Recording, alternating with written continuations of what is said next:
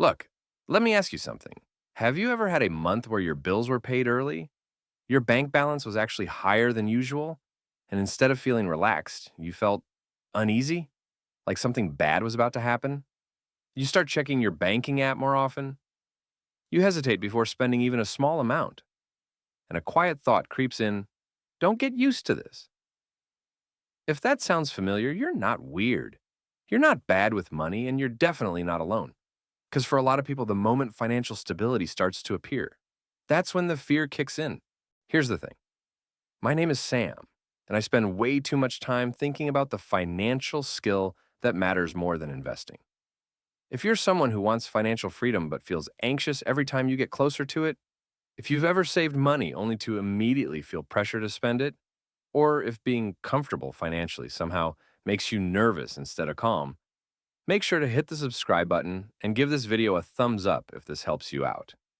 Because today we're talking about something most financial channels completely ignore: why financial freedom doesn't feel freeing at first, and why that fear is actually predictable. The belief we're all taught and why it's wrong. Most people grow up with this belief. Once I have enough money, I'll finally feel safe. Sounds logical, right? More money means fewer problems. More savings means less stress. Financial freedom equals peace. But here's what actually happens for many people.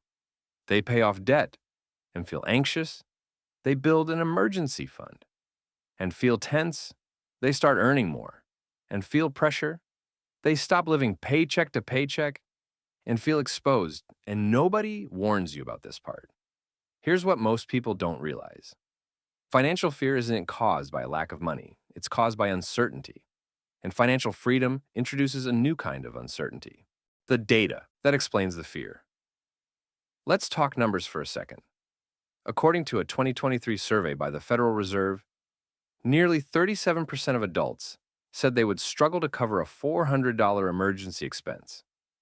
That statistic gets quoted a lot. But here's the less popular one. Even among people with 6 months of expenses saved, anxiety about money remains high. In fact, a study published in the Journal of Economic Psychology found that increases in savings often don't reduce financial anxiety right away. Sometimes they increase it. Why? Because for the first time, people actually have something to lose. The scarcity imprint? Look, if you've spent years worrying about money, counting every dollar, avoiding unexpected expenses, living in survival mode, your brain adapts. Psychologists call this scarcity conditioning. When resources are limited for long periods of time, the brain becomes hyper-focused on protection, not growth. So when money finally starts showing up, your brain doesn't celebrate. It panics because it's thinking, this doesn't last. Something will go wrong. Don't relax. This is why financial freedom feels scary at first. Not because you're irresponsible, but because your nervous system hasn't caught up yet. Let's make this concrete. Imagine someone earning $2,500 per month. Expenses: rent, $900.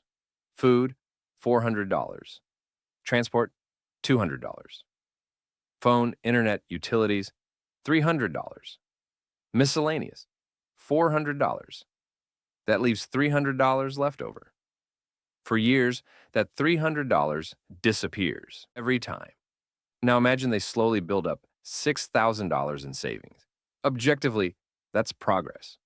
But psychologically, that $6,000 becomes fragile. Every unexpected sound in the car feels expensive. Every medical issue feels threatening. Every purchase feels like a risk. Why? Because before there was nothing to protect. Now there is. This is where it gets really interesting. Why your brain tries to sabotage progress. Here's something uncomfortable.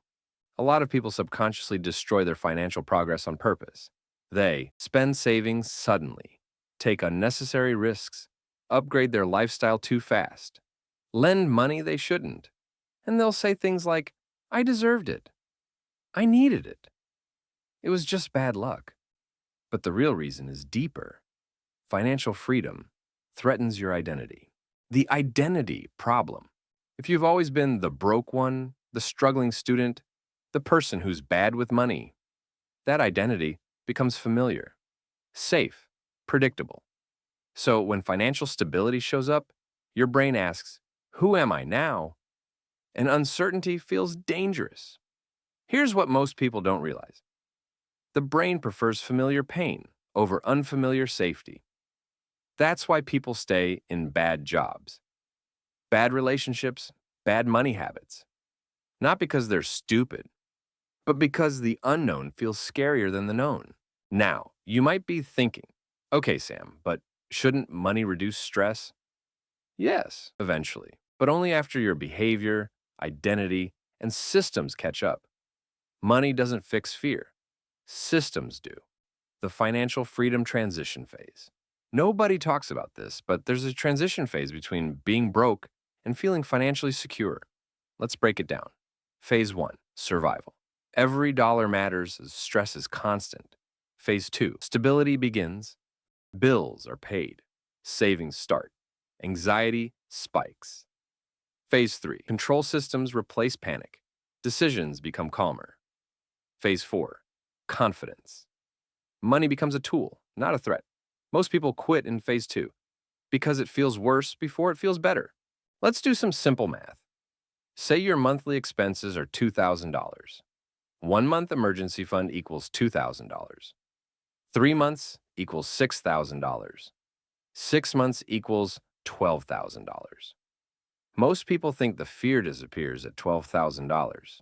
It doesn't, because emotional safety isn't about the number. It's about predictability. If your income is unstable, if your expenses aren't tracked, if your systems are weak, even $50,000 can feel unsafe. Why budgeting alone doesn't work. This is where I get slightly frustrated. People love to say, just budget better. Look, budgeting is useful, but budgeting without automation is willpower-based, and willpower runs out. Here's what actually reduces fear. Automatic bill payments, automatic savings, clear spending categories, default decisions. When your money moves without constant decision-making, your brain relaxes because it no longer feels responsible for every single dollar. I once spoke to someone who doubled their income in 3 years. No debt. 6 months saved. Investments growing. And they said something surprising. I feel more stressed now than when I was broke. Why? Because when they were broke, the rules were simple. Survive. Now the rules were unclear. Invest, save more, spend, take risks. Freedom introduces choice. Choice introduces responsibility. Responsibility introduces fear. Here's what actually creates calm. Not more money, clarity. Clarity about what you need monthly, what you save automatically, what you invest regularly, what you can spend guilt-free. When money has rules, it stops feeling dangerous. Actionable steps you can apply today. Let's make this practical. 1. Name the fear. Write down what you're actually afraid of.